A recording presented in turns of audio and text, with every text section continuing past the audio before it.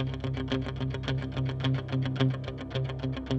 everybody, hello and happy Chinese New Year. It is the year of the tiger and I've been celebrating because I've been stuck at home. We're in lockdown in Hong Kong still, sort of. At least you can't really go out and do anything. By playing Survivor's Eye of the Tiger over and over on a loop. It is the thrill of the fight, and so far only a small number of complaints from neighbours. It hasn't been too bad. Anyway, I want to talk about something that is going to be quite big for the year of the tiger and beyond. A lot of people have been asking me, Paul, I collect data in China, whether it's for employees or customers or whatever, am I subject to a cybersecurity review under the new data security laws? Now you remember, I did a video about it last year. There are a number of new data laws in China. We have the cybersecurity law, which isn't really that new. We have the data security law, which is pretty new, and the personal information protection law, which is very new. Now we saw two things come out both last year and then at the very beginning of this year. So last year we had essentially a regulation related to the data security law trying to classify what was core data and what was important data and what was essentially general data. If you're wondering why they're important, core data and important data are held to a higher standard than general data. Core data is sort of state secrets, national security stuff. Do not lose this data. Don't let anything happen to it. Don't let it fall into the wrong hands or we will come after you. Important data is the middle ground, and that's a reason for that. General data, it's not as important. It's stuff that if you lose it, it's not going to be the end of the world. You're probably not going to go to jail, for example. And lots of people are asking, well, what is important data? The new regulations tried to actually set out what that is, and they weren't very helpful because the categories of what classifies as important data was so wide that almost anything could fall into it. The problem we had, and I was trying to see, is personal data covered by it? Is there's a relevant section that says that data subject to export controls, which personal data is under the personal information protection law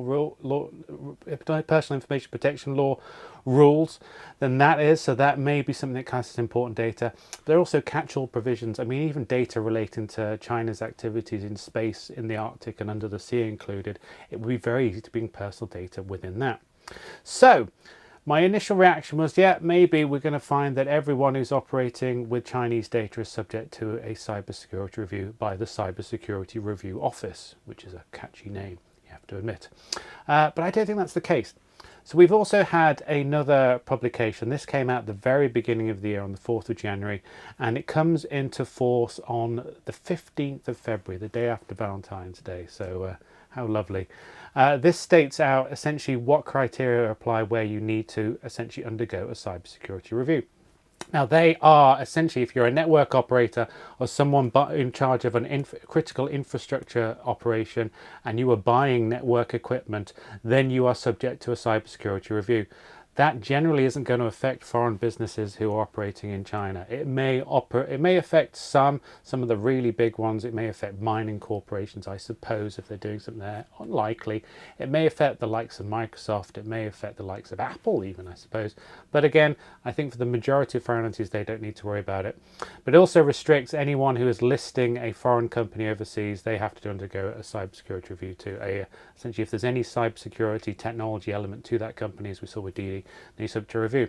So that brings me back to my question. If you are operating in China, do you need to undertake a cybersecurity review? Are you going to have to get your DPO to go to the Cybersecurity Review Office, and is it going to be very onerous? Unfortunately, I'd like to say, no, I think you're okay, but there's a few things that make me worry. Now, the regulation referring to the data security law, it actually gives amounts of data where you are subject essentially to having to report a data breach, an incident. And normally it doesn't refer to much in terms of record, it's all national security. But it does state if the personal data of more than 100,000 individuals is impacted, then that data may be subject to a requirement to report a data breach. I would then go backwards from that and say it's possible that data would then be possibly classified as important data, falling within all the definitions within that regulation. And I do think then you may find that even though the cybersecurity review regulations or measures rather don't refer to it, it may be the case that eventually we're going to see overseas organizations within China who have overseas ownership being subject to the cybersecurity review. Now, if you're holding less than 100,000 personal data records, unless it's biometric, very sensitive data, I think you're okay. But I do think we need to start preparing. So clients have been asking me, Paul, what do we do? At the moment, don't submit yourself don't go off to the Cybersecurity Review Office and necessarily asking for a review. I think it's early days. We don't know if you're impacted, but you need to do a data audit. I am telling all of my clients, all of the people I know who collect data and process data coming out of China, find out what data you're holding. How many data records, how many individual data records do you have? Is the number over 100,000? I think that's the threshold we rely on. A lot of people saying, well, surely it should be 1 million. Err on the side, of course, and go for 100,000. And if you are, make a note of what that data is, where it is stored, how it is transferred out of China, and then I think you will probably be in a position when cybersecurity reviews do become a thing, and they surely will, you'll be able to respond. I hope that's helpful. If you want more information on China data laws, I did a video on it, I think back in November, which feels like eons ago.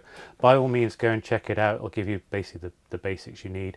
It's very much a moving target at the moment. As with many Chinese laws, you get the law first and then you get how it will be implemented later on, which can be a bit frustrating at times, but I suppose if you're a lawyer, it keeps you busy, right? At least there's something to do in lockdown. As I said, Hong Kong is semi in lockdown, so I'm at home surrounded by records. There's very little room to actually film a video when you've got so many vinyl records, but at least I've got a steady supply of music to listen to. I can hear some of you saying, Paul, why don't you just use Spotify? I was like, well, they don't pay the artists quite enough in my view, but there we are. Anyway, that's it for the moment. Hope you're doing well. I will be back soon talking about Meta and NFTs. I want to do a follow-up video because I'm rather worried the way that the metaverse is going. And I think perhaps Meta may have some concerns too, we will see. And I'm certainly not impressed with what's happening with NFTs. They are not the great way of calculating whether you own something and applying it to the real world that I hoped. Instead, it seems to way to spend a lot of money on an animated picture of a cat which you don't even own. Anyway, I'll be back soon. Take care.